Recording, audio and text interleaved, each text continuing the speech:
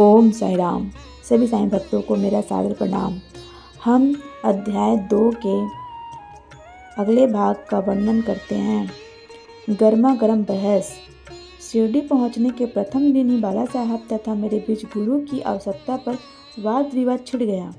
मेरा मत था कि स्वतंत्रता त्याग कर पराधीन क्यों होना तथा कर्म करना ही पड़ता है, तब गुरु की आवश्यकता ही कहाँ रही। प्रत्येक को पूर्ण प्रयत्न कर स्वयं को आगे बढ़ाना चाहिए। गुरु शिष्य के लिए करता ही क्या है, वह तो सुख से निद्रा का आनंद लेता है। इस प्रकार मैंने स्वतंत्रता का पक्ष लिया और बाला साहेब ने प्रारंभ का उन्होंने कहा कि जो विधि लिखित है वह घटित होकर रहेगा। इसमें उच्च कोटि के महापुरुष भी असफल हो गए हैं। कहावत है, मेरे मन कछु और है, विधाता के कछु और।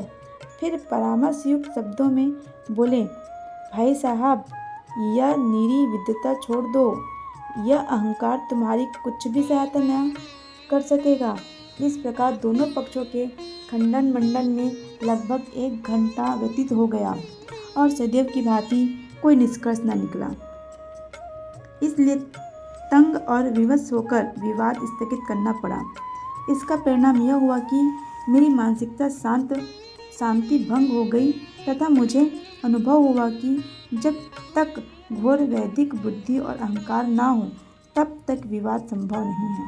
वस्तुतः यह अहंकार ही विवाद की जड़ है। जब अन्य लोगों के साथ मैं मस्जिद में गया तब बाबा ने काका साहब को संबोधित कर प्रश्न किया कि साढ़े 12 में क्या चल रहा है, किस विषय में विवाद था। फिर मेरी ओर दृष्टिपात कर बोले कि इन हेमांड पंत ने क्या कहा। ये शब्द सुनकर मुझे अधिक अचंभा हुआ। साढ़े 12 और मस्जिद में पर्याप्त अंतर था। सर्वज्ञ या अंतर्यामी हुए बिना बाबा को विवाद का ज्ञान कैसे हो सकता था। मैंने सोचने लगा कि अब बाबा हेमांड पंत के नाम से मुझे क्यों संबोधित करते हैं। यह शब्द तो हेमाद्रि पंत का अपभ्रंश है। हेमाद्रि पंत देवगिरी के यादव राजवंशी महाराज महादेव और रामदेव के विख्यात मंत्री थे। वे उच्च कोटि के विद्वान, उत्तम प्रकृति और चतुर्वर्ग चिंतामणि, जिसे आध्यात्मिक विषयों का विवेचन है, और राज प्रशस्त जैसे उत्तम काव्यों के रचयिता थे। उन्होंने ही हिसाब किताब रखने की नवीन प्रणाली का आविष्कार किया था और बही खाते की पद्धति को जन्म दिया था और कहा, मैं इसके विपरीत एक अज्ञानी, मूर्ख और मंदमती हूँ, अतः मेरी समझ में यह न आ सका कि मुझे इस विशेष उपाधि से विषयभूत करने का क्या तात्पर्य है।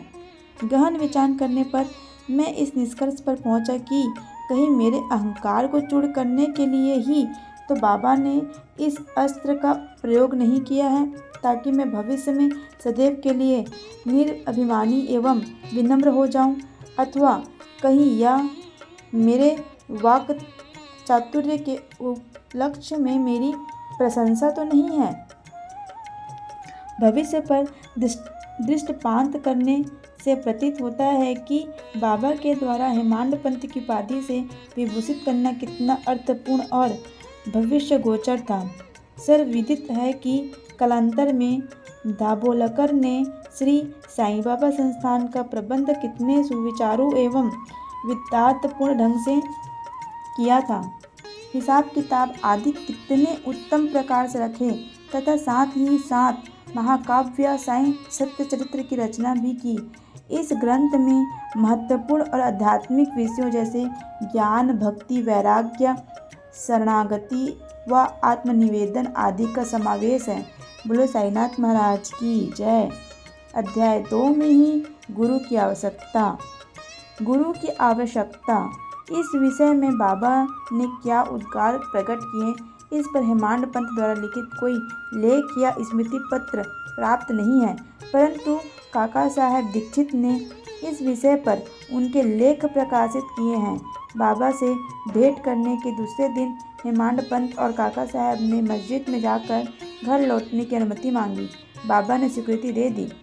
किसी ने प्रश्न किया, बाबा कहाँ गए? उत्तर मिला, ऊपर जाओ। प्रश्न, मार्ग कैसा है? बाबा, अनेक पंथ हैं, यहाँ से भी एक मार्ग है, परंतु यह मार्ग दुर्लभ है तथा सिंह और भेड़ियों से मिलते हैं। काका साहब ने कहा, यदि पथ प्रदर्शक भी साथ हो तो? काका साहब का ये सवाल था बाबा के लिए। बाबा ने कहा, तब कोई कष्ट ना होगा। पथ प्रदर्शक तुम्हारे सिंह, भेड़ियों और खंदकों को से रक्षा कर तुम्हें सीधे दृष्टांत स्थान पर पहुंचा देगा, परंतु उसके अभाव में जंगल में मार्ग भूलने या गड्ढे में गिर जाने की संभावना है। दाभोलकर भी उपयुक्त प्रसंग के अवसर पर वहाँ उपस्थित थे।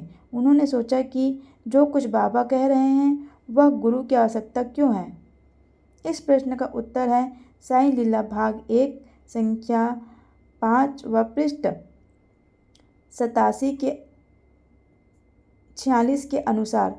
उन्होंने सदा के लिए मन में यह गांठ बांध ली कि जब अब कभी इस विषय पर वाद विवाद नहीं करेंगे कि स्वतंत्रता या परतंत्र व्यक्ति अध्यात्म विषयों के लिए कैसा सिद्ध होगा। प्रयुक्त इसके विपरीत यथार्थ में परमार्थ लाभ केवल गुरु के उपदेश पालन में ही निहित है।